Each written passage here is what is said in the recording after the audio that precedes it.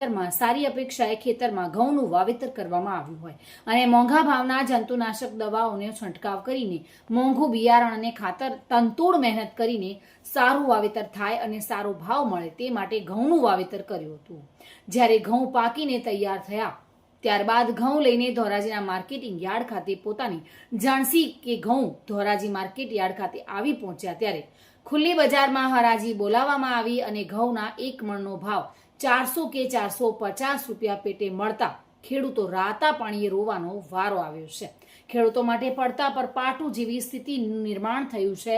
ખેડૂતોની ચિંતામાં વધારો જોવા મળી રહ્યો છે। સરકાર યોગ્ય સમયે જણસીની ખરીદી કરવી જોઈએ અને ખેડૂતોને જણસીના ભાવ પણ યોગ્ય મળવા જોઈએ તેવું ખેડૂતો જણાવી રહ્યા છે।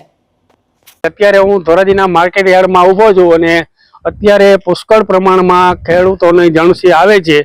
જે અત્યારે ખેડૂતોને ઘઉંના ભાવ છે એ 500 થી 550 સુધી મળવા જોઈએ પણ મળતા નથી। 400 થી 450 સુધીની બજારમાં વેચાય છે અને ખેડૂતોને જે ભાવ મળવા જોઈએ મળતા નથી। ધોરાજીનો ખેડૂત છું। આવા મોંઘા બિયારણના દવાઈઓ છાંટતા છતાં મને ઘઉંના પૂરું ભાવ મળતા નથી।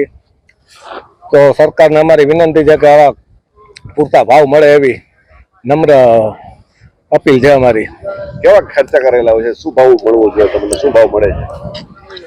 ભાવ અટાણે માંડો તો 420, 30, 40 સુધીના ભાવ છે અટાણે।